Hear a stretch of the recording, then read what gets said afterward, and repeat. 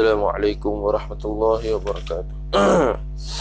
A'udzu billahi minasyaitonir rajim. Bismillahirrahmanirrahim. Alhamdulillahirabbil alamin wassalatu wassalamu ala asyrafil anbiya'i wal mursalin sayyidina Muhammadin wa ala alihi wa sahbihi ajma'in. Subhanaka la ilma lana illa ma 'allamtana innaka antal alimul hakim. ولا حول ولا قوة إلا بالله العلي العظيم. رب اشرح لي صدري ويسر لي أمري واحلل عقدة من لساني يفقهوا قولي. سدد لساني واهد قلبي بحق نبيك محمد صلى الله عليه وسلم. اللهم أغرنا بالعلم وزينا بالحلم وأكرمنا بالتقوى وجملنا بالعافية. نوينا التعلم والتعليم والتذكر والتذكير والنفع والانتفاع والإفادة والاستفادة والحث على التمسك بكتاب الله وسنة رسوله صلى الله عليه وسلم ودعاء إلى الهدى والدلالة على الخير ابتغاء وجه الله مرضاته وقربه وثوابه سبحانه وتعالى آمين يا رب العالمين. Surat 66. Waqala Syekhul Musannifu rahimahullahu ta'ala wa nafa'ana Allah bi'ulumihi wa bi'ulumikum wa bi'ulumi masyayikhina fid daraini amin ya rabbal alamin. Kata pengarang Syekh Abdul Ghani bin Yahya dan Syekh Umar bin Yusuf rahimahumullah subhanahu wa ta'ala, wajib melebihkan pengetahuan pada Nabi kita Muhammad sallallahu alaihi wasallam.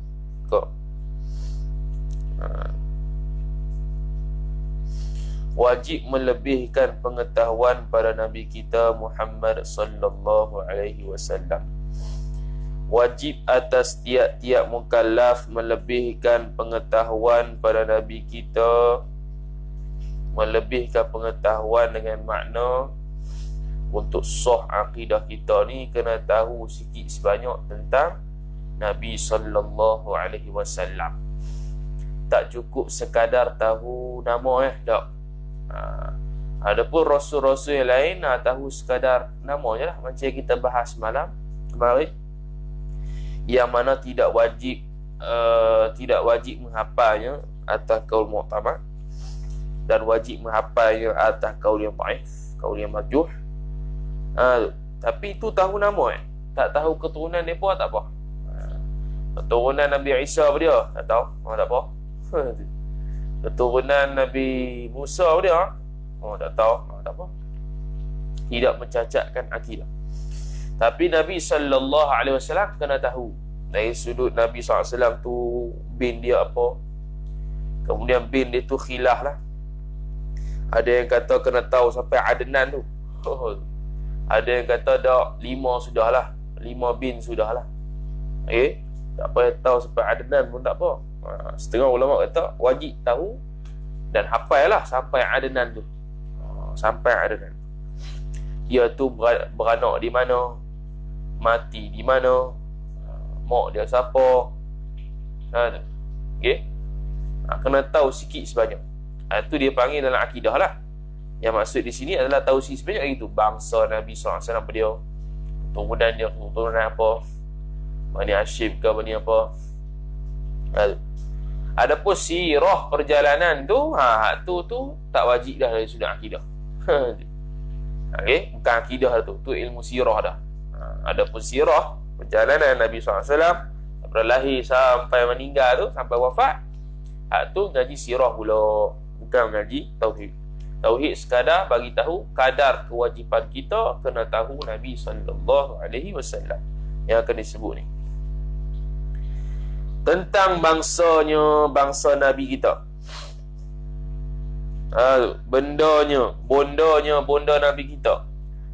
Ayahanda Nabi kita. Kena tahu sikit sebanyak. Warna tubuh Nabi kita. Hal kenabian Nabi kita. Kerasulan Nabi kita. Tempat diputerakan dia kan Nabi kita. Hal syariat dan perjalanan Nabi kita. Itu semua aqidah. Bangsanya bangsa Nabi kita ialah Arab sejati. Arab sejati, bukan campuran dan bukan ajam. Itu Arab sejati. Lagi pula Quraisy yang mulia, berketurunan Quraisy, bahkan menjadi penghulu bagi kaumnya, kaum Quraisy. Tu wajib tahu dari sudut akidah, dari sudut bangsa Nabi sallallahu alaihi wasallam. Keturunan Nabi sallallahu alaihi wasallam ialah Sayyiduna Muhammad bin Abdullah bin Abdul Muttalib ibn Hashim ibn Abdi Manafin ibni Qusay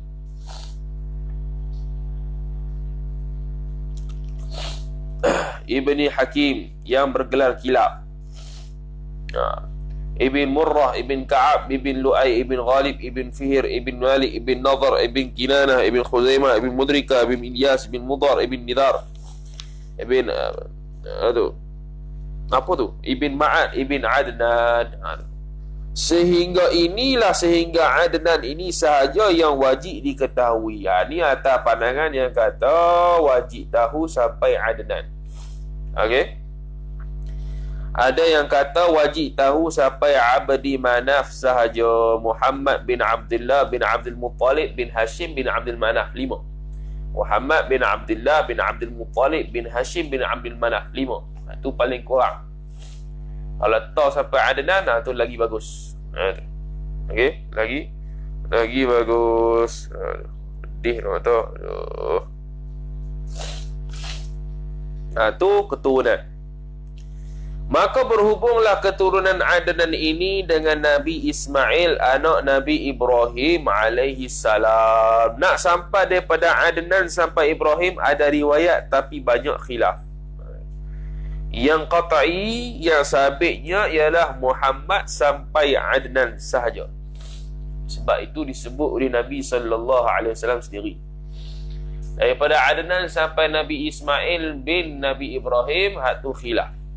Banyak riwayat lah. Ada yang kata bin tu, ada kata bin ni, sampai Nabi Ismail alaihi salam. Selepas Nabi Ibrahim sampai Nabi Adam, hak tu lagilah khilaf. Hak tu lagilah khilaf. Nabi Ibrahim bin siapa sampai Nabi Adam AS. Itu tengok dalam kitab Tahqiqul Maqam, syarah kepada Kifayatul Awam oleh Imam Al-Bajuri rahimahullah ta'ala, disebut habis. Maka berhubunglah keturunan Adnan ini dengan Nabi Ismail, anak Nabi Ibrahim. Adalah sekalian datuk nenek junjungan kita jadi Raja Hijaz dari semenjak 122 tahun dahulu daripada milad Al-Masih. Milad Al-Masih. Masih ni lah 122 Masihi. Semenjak 122 tahun dahulu daripada milad Masihi. Dahulu daripada milad Masihi. Masya Allah. Dahulu tu apa dia dahulu? Sebelum ada tarikh Masihi, sebelum tarikh Masihi 122 tahun dah menjadi Raja Tanah Hijaz. Lama kan? Maksudnya sebelum lahirnya Nabi Isa alaihissalam. Tu milad Masihi ni berdasarkan tarikh lahir Nabi Isa alaihissalam. Lahirnya Nabi Isa alaihissalam, maka adalah 1 Masihi.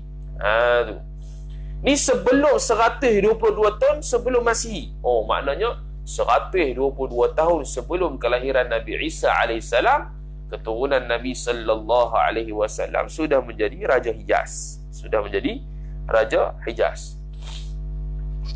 Qila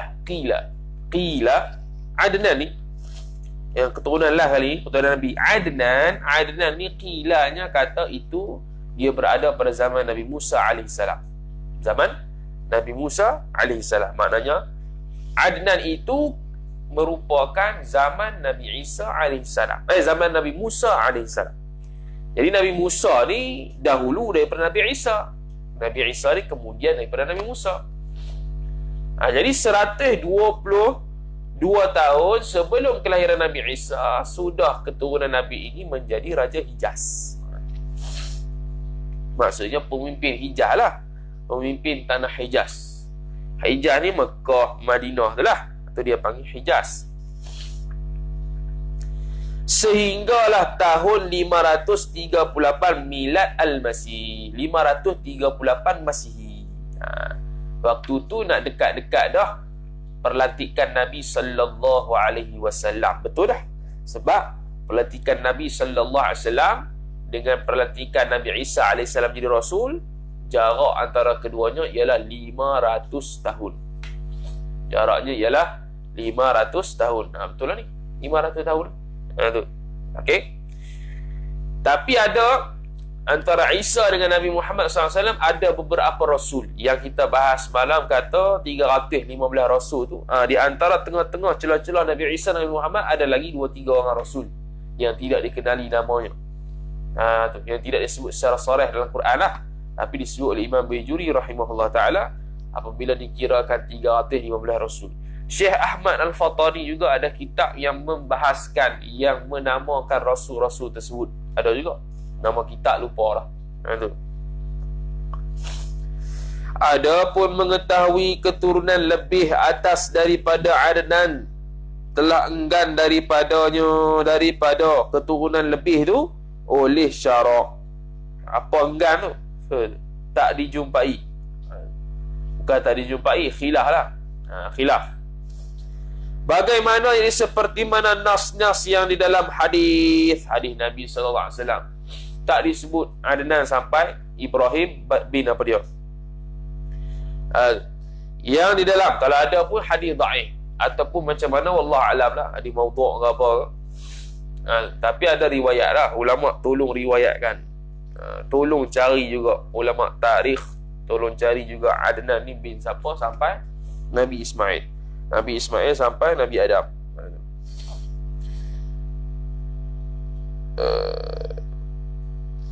Maka keturunan yang dapat di dalam setengah nasab-nasab sehingga kepada Adam tidak diiktimadkan, yakni tidak dapat keterangan yang boleh dipegang atasnya, tak boleh dipegang secara sharih, secara qat'i tak tahu. Boleh dakwa lah ni bin ni. Betul ke? Sahih sungguh ke? Tak tahu. Masih ada khilaf. Sebab Nabi tak sebut, bila Nabi tak sebut dia khilaf. Nabi sebut tak apa. Kerana Nabi sebut baru boleh. Nabi tak sebut khilaf. Adalah keturunan pihak benda Nabi kita itu, bonda Nabi kita itu ialah Aminah binti Abdul Wahhab bin Abdi Manaf bin Zuhrah bin Hakim yang bergelar Kilab. Itu seperti mana, yakni bagaimana, yakni seperti mana keturunan pihak ayahanda Nabi kita. Adapun Abdul Manaf ini bukan Abdul Manaf yang pada keturunan ayahanda Nabi sallallahu alaihi wasallam. Beza Abdul Manaf dia dengan Abdul Manaf Abdullah bin Abdul Muttalib. Maka jadilah bersatu keturunan pihak ayahanda Nabi kita dan bonda Nabi kita pada datuk yang bernama Hakim yang bergelar Kilab itu. Nama Hakim bergelar Kilab. Okey. Nama Hakim bergelar Kilab. Diputrakan junjungan kita sallallahu alaihi wasallam itu pada subuh hari Isnin 12 hari bulan Rabiul Awal bersamaan 20 April. Tu. 20 April, siapa lahir 20 April tu, tu tarikh lahir Nabi masa hijrah, masa Masihi lah. Tahun 570 Masihi. Tu 40 tahun selepas dia, maka dilantiklah Rasul. Makna lantik Rasul pada tahun 600 berapa? 8 9 10 611 Masihi. 40 tahun selepas kelahiran Nabi. 611 Masihi. 20 April. Jadi walahir pada waktu subuh. Lahir bila? Khilaf riwayat. Ada yang kata sebelum subuh, ada yang kata selepas subuh. Sebelum subuh, ada yang kata selepas subuh. Kemudian berlaku perkara luar biasa pada waktu malam tu, boleh ke berlaku selepas subuh? Boleh, tak ada masalah, harus pada adat. dari sudut bintang-bintang itu bergelipan, menunduk di bumi, membesar. Satu bintang, sehingga riwayatkan satu bintang itu sebesar bukit. Apabila bintang-bintang itu merendahkan diri kepada Nabi SAW tatkala dia lahir. Kalau dia lahir, bintang-bintang itu menjadi besar, sebesar satu bintang itu sebesar bukit. Dinampak oleh semua ahli Mekah. Boleh ke berlaku selepas subuh? Boleh, sebab harus pada akad. Kemudian tarikh pun khilaf lah. Tarikh pun banyak khilaf. Hari pun khilaf dan sebagainya. Keadaan Nabi kita yatim lagi fakir. Yatim dengan makna tidak ada bapa. Lahir-lahir tak ada bapa lah. Fakir, bukan orang kaya. Maka dipeliharakan dia Nabi kita oleh Allah Ta'ala dan dikayakan serta dijaga oleh Allah Ta'ala akan perjalanan Nabi Sallallahu Alaihi Wasallam. Dikayakan. Tak perlu nak cari buat teruk-teruk, cukup sekadar dia. Dan Nabi Sallallahu Alaihi Wasallam kalau nak minta kaya boleh minta kaya, tapi tak mau minta kaya, cukup sekadarnya lah. Itu sifat kena ambil tu. Orang kaya rasa, ui banyak dah duit aku ni, sedekah kat orang. Ambil hak yang perlu. Ambil hak perlu. Sikbik lah diwajibkan zakat. Harta melebihi nisab dan cukup haul. Okey. Dalam usul fiqh, haul itu ialah syarat. Nisab itu ialah sebab wajibnya zakat. Tu bahas usul fiqh sikit. Tu haul tu zakat. Haul tu zakat? Haul tu ialah syarat bagi wajib zakat. Nisab itu ialah sebab bagi wajib syarat. Beza sebab dengan syarat. Hukum wadai. Jadi ulama bahas, syarat ini berlakunya sesuatu hukum itu li zatihi amla. Syarat itu nak jadi hukum suatu wajib ke sunat ke, adakah diri syarat itu yang memberi berkah atau tidak? Dia panggil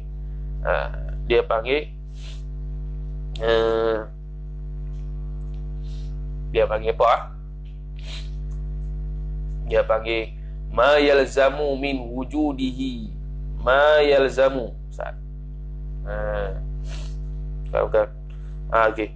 Ma yalzamu min adamihi al-adamu wa ma la yalzamu min wujudihi wujudun au adamun lidatihi. Setengah ulama kata tidak letak lidatihi. Syarat itu ialah ma yalzamu min adamihi al-adam. Barang yang lazim daripada tak ada syarat, tak ada lah masyru'. Tak ada syarat, tak ada lah masyru'. Tak ada syarat, tak ada lah benda yang disyaratkan. Contoh semayang dan wudu. Wudu menjadi syarat kepada sembahyang. Syarat kepada sembahyang, maksudnya syarat solat. Jadi bila tidak ada wudu, lazim tak ada wudu, tak ada lah sembahyang tu. Tak ada lah sembahyang. Sembahyang tak ada lah. Sebab kita tak ada wudu. Lazim daripada tak ada syarat, tak ada masyru'.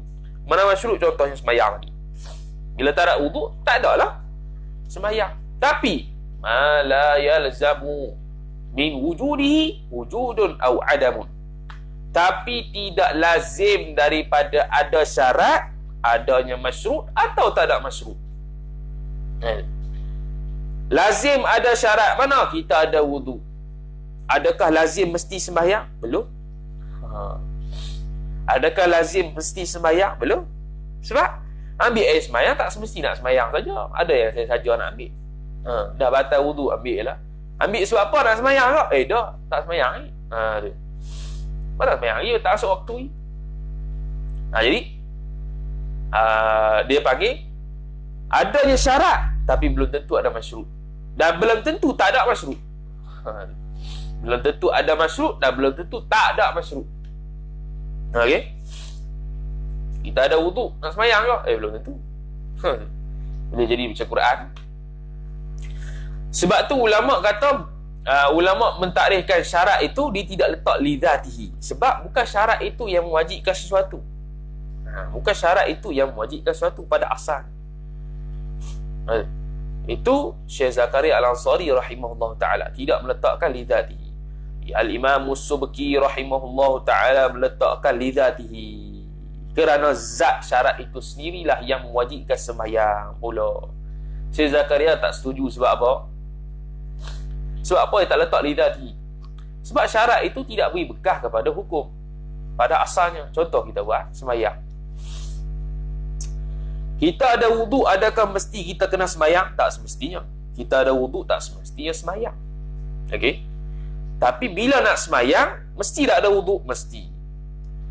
Mesti ada wuduk itu, kita nak sembahyang, wajib sembahyang itu, adakah dengan sebab ada syarat ataupun dengan sebab ada sebab?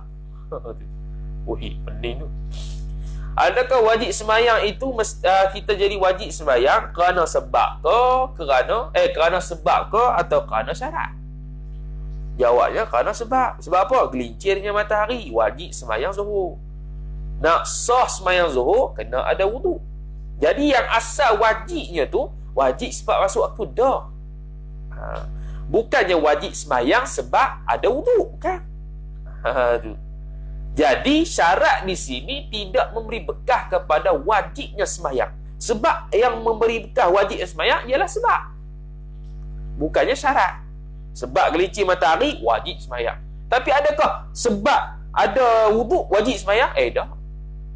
Dia panggil syarat dengan sebab muqarin. Dia bersamaan di situ. Jadi syarat ini menjadi wajib bila sembahyang itu jadi wajib. Bila jadi wajib sembahyang tu? Bila adanya sebab. Mana sebab dia? Gelincir matahari. Dia panggil syarat dengan sebab muqarin. Sebab itu Syekh Zakaria Al-Ansari tidak meletakkan syarat itu memberi bekas lidatihi. Bukan dia yang mewajibkan sembahyang, bahkan sebab yang muqarin dengan syarat. Gitu. Tu. Tapi Imam Tajuddin As-Subki kata lidatihi juga. Lidatihi juga. Tu bahasa usul bekak lah. Habis. Maka dipeliharakan dia, dikaya dan santun sopannya sopan Nabi kita sallallahu alaihi wasallam, sehingga jadilah ia Nabi kita seorang muda yang berperangai baik dan mempunyai kelebihan dan sifat yang sempurna muru'ah. Tidak pernah menjatuhkan muru'ah. Kalau Nabi SAW harus menjatuhkan muru'ah, maka tidak bolehlah dia menjadi Nabi dan Rasul, kerana dia menjadi tuntunan. Dan mulia lagi pemurah, berani dengan sebaik-baik tingkah laku serta benar dan amanah. Dan tiada padanya pada Nabi kita kejahatan dan kelakuan yang jahat, sehingga sahlah bahawa diperhadapkan kepada Nabi kita itu dengan firman Tuhan, wa innaka la'ala khuluqin azim, bahawa engkau itu ya Muhammad, sungguhnya Muhammad itu berperangai dengan perangai yang mulia. Tu makruf tu. Tak nak biar khatam ni. Depan khatam tu. Depan khatam. Gila macam bulan 8 tu. Bulan 8 je lah. Bulan 8 bulan 7. Bulan 8 tu. Gila 3 bulan mencari salah. Macam apa 3 bulan? Tebal kot risalah ni. Ada pun tempat diputerakan Nabi sallallahu alaihi wasallam di dalam negeri Mekah Al-Mukarramah. Dan di Mekah juga dijadikan dia Nabi kita tu Rasul tatkala umurnya 40 tahun. 40 tahun umur matang. 40 tahun lah jadi tok guru. 40 tahun tu lah nak buka pondok. 40 tahun tu lah boleh berbini. 40 tahun tu lah nak berdiri. Sebelum tu ngaji lah. Sebelum tu ngaji. Paling habis tak tahan pun 30 lah. Umur 30. Masa tu kita gagah. 30 tahun tu umur gagahnya seorang lelaki. Kalau perempuan umur dia yang sempurna ialah umur 18 tahun. Bergetah dia bagi. Istilah dia. Waktu 18 tahun. 18 tahun tu kesempurnaan darahnya sudah ada. Maksudnya bersedia dah untuk menjadi seorang isteri. Dia matang lain sikit, matang cara dia lah. Kita matang, kita umur 30, nampak? Sebab tu syurga nanti umur 30 belakang orang lelaki. Perempuan 18 tahun. 30 ni umur yang matang. 30 sampai 40 ni. Umur 30 sampai 40 lah nak ligan dapat anak ni. Dia faham? Nak ligan dapat anak. Tu. Sekarang 20 sampai 30 ngaji tu. Ngaji gila-gila, bukan ngaji bodoh-bodoh. Ni ngaji main-main. Oh, tengok WhatsApp. Habis-habis. Dah ngaji apa ni? Satu je. Satu je ngaji. Ngaji cara orang awam buat apa? Kalau ngaji cara orang awam tak payah tunggu kahwin 30, kahwin sekarang tak apa. Sebab apa? Tak mau jadi ulama macam mana? Jadi ulama, jadi alim ni bukan senang. Pernah ngapai tu lah, hadak ni tak faham pula, tanya orang pula, tanya guru pula. Oh, macam-macam. Main masa dia pening lah, oi apa tak faham ni. Ngaji cara awam kau sekarang. Tapi jangan anggap ustaz. Anggap ustaz penampak aku tahu. Tu. Ustaz apa gitu. Ustaz celuk dia panggil. Hal kenabiannya dan kerasulannya ialah kesudahan nabi-nabi. Belum gitu baca. Umur 40 tahun. Dan duduk ia Rasul di Mekah selama 13 tahun. 13 tahun dakwah tauhid. Berpindah ke Madinah Al-Munawwarah, dan di Madinah tempat makamnya, tempat mukim Nabi sallallahu alaihi wasallam, tempat duduk tetap ia Nabi SAW di Madinah selama 10 tahun. Jumlah umur Rasul kita sehingga wafat 63 tahun. 63 tahun. Hal kenabian Rasul kita dan kerasulan Nabi kita ialah kesudahan sekalian Nabi-Nabi dan Rasul-Rasul, dan keadaan syariat Nabi kita itu menasahkan syariat Rasul-Rasul yang dahulu serta kekal syariat Nabi sehingga hari kiamat. Sepeka dia ada syar'un man qablana. Syar'un man qablana, mazhab kita tidak i'tiraf. Mazhab Maliki i'tiraf lah. Dan taqribul usul ila ilmi usul. Siapa mengaji tu tahu. Dia ada syar'un man qablana, syariat sebelum. Tapi syariat nak guna syariat syar'un man qablana, itu syarat dia mestilah tidak bercanggah dengan syariat Nabi lah. Kalau canggah tak boleh lah. Adapun perjalanan Nabi kita terlalu banyak, tetapi perjalanan yang wajib diketahui serta beriman ialah perjalanan Isra' dan Mi'raj. Tak erti sirah langsung, tak apa, tapi kena tahu Isra' Mi'raj. Tak tahu cerita Isra' Mi'raj pun tak apa, beriman je. Tu akidah. Dia bukan sirah. Sirah dia tak wajib. Dia tak tahu lah peristiwa Isra' Mi'raj lagu mana, tak tahu, tak apa, asal beriman. Beriman tak? Betul tak berlaku Isra' Mi'raj? Betul. Betul tak apa? Ingkar Isra' kafir, ingkar Mi'raj fasik. Gitu. Ingkar Isra' kafir, ingkar Mi'raj itu fasik. Okay? Tak tahulah jalan cerita, tak apa. Tak tahu sudah. Bila ambil tahu. Habis. Yang dijalankan Nabi Muhammad sallallahu alaihi wasallam pada malam Isnin 27 Rejab setahun sebelum hijrah. Ni pun khilaf lah.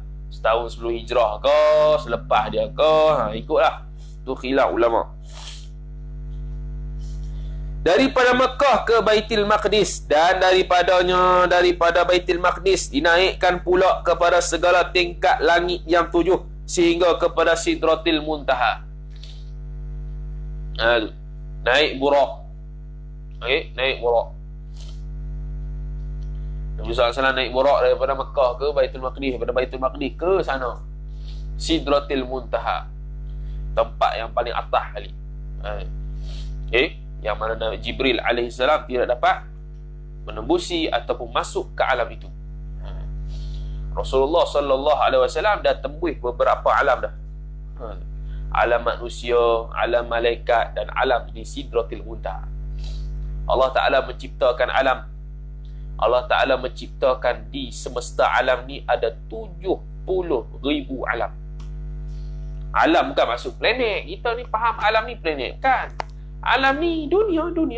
Bukan dunia bumi tu. Maksudnya dunia manusia satu, dunia jin satu, dunia malaikat satu. 70,000 alam, kata para ulama. Apa dia tak tahu lagi. Alam apa lagi tak tahu. Tu. Alam jin dengan cara jin, alam kita dengan jalan kita. Cuma kita tak nampak alam dia. Kita tak nampak alam selain daripada mereka. Tak nampak. Kita dapat nampak alam manusia. Alhamdulillah, tu rahmat tu. Kalau nampak semua alam, pakat terkejut habis lah. Tak keluar rumah. Bukan tak keluar rumah, duduk dalam bilik sendiri takut. Sebab apa? Macam-macam benda ada. Okay. Rasa lapar pula. Tu. Dalam Isnin 27 Rejab, Sidratul Muntaha dan munajat Tuhan. Yang ni munajat oleh Nabi akan Tuhan. Elok tu. Munajat Tuhan. Lagu mana tu? Munajat oleh Nabi akan Tuhan di sana, di Sidratul Muntaha. Tapi bukan Allah ada di sana. Hanya berhajat, hanya munajat di sana. Kita munajat di dalam bilik, Allah dalam bilik ke? Tak ada. Kita munajat di Masjid Iliza. Ada ke Allah Ta'ala di Masjid Iliza? Tak ada. Mana ada seketul gitu berdebung, Allah Ta'ala duduk depan. Tu tok kong hang bahlul.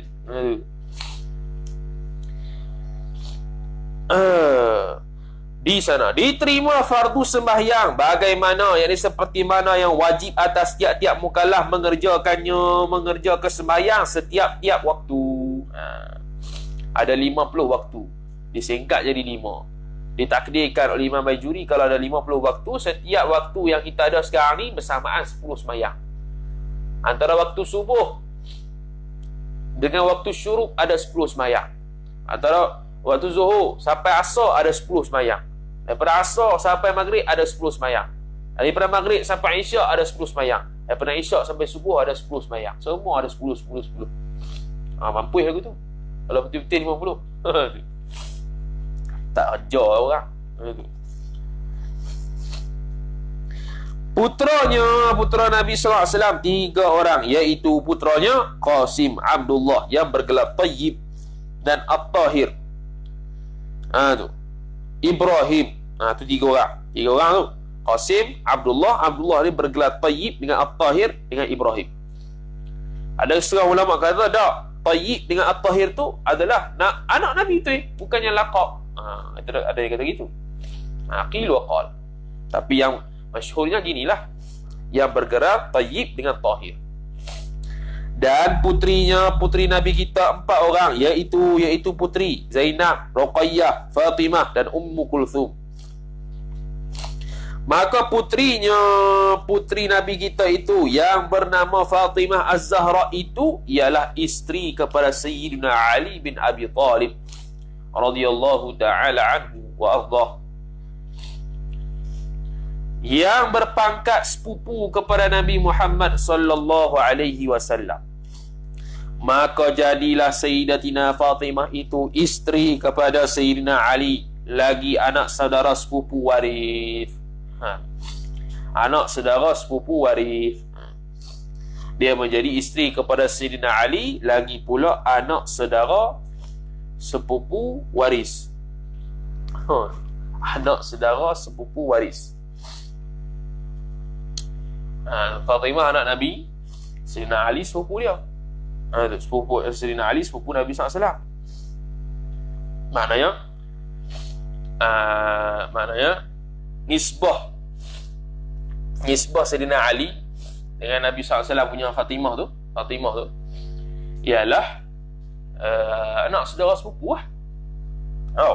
Betul lah, anak saudara sepupu. Okay, baik. Bukan mahram, anak saudara sepupu. Yang mahramnya anak saudara. Sayyidina Ali dengan Nabi SAW sepupu. Fatimah anak Nabi SAW. Nisbah Ali dengan Sayyidina Fatimah anak sepupu lah. Anak saudara sepupu lah. Anak saudara sepupu dia panggil. Maka daripada Sayyidatina Fatimah inilah berketurunan anak-anak cucu sentiasa bertambah-tambah banyak hingga sekarang ini.